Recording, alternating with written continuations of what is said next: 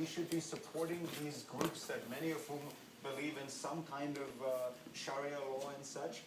Should we be supporting these groups more?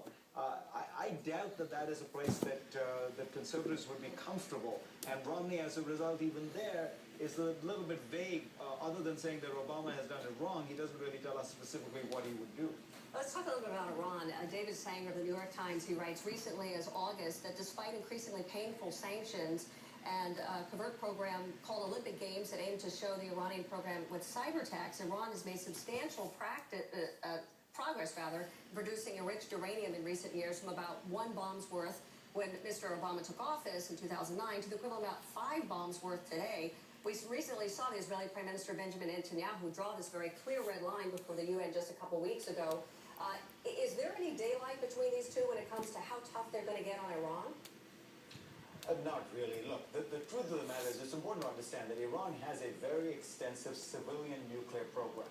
And when you talk about 1 bomb's worth or 5 bombs worth, this is not bombs. This is the amount of uranium they have that could be converted were this to become a military program. I would argue, and I think this is generally speaking, experts would agree, the Obama administration has been very tough on Iran. The sanctions are global. They are crippling. They're hurting them. But the truth is, the Iranians, Iran is one of the world's great petroleum exporters. They have money. The nuclear weapons program doesn't cost that much. So the only thing you can realistically do beyond this would be to bomb Iran. And the issue is not, will the sanctions be able to somehow physically stop the Iranians from pursuing a nuclear energy program or a weapons program? The question is, will it bring them to the negotiating table because they feel the pain is so crippling, because they feel their economy is in a death spiral? That's where the pressure is going to act. The pressure isn't going to suddenly shut down their ability to make to produce nuclear energy.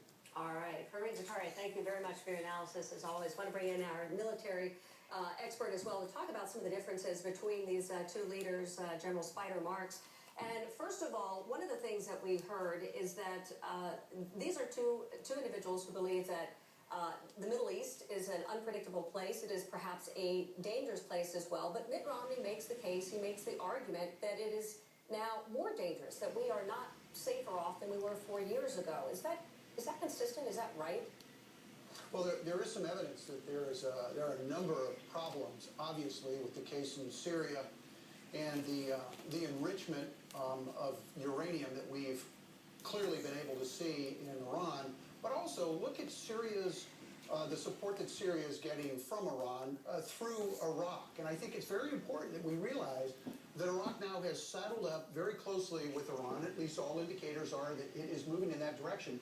And Iraq essentially has become a line of communications for Iranian support to Assad's regime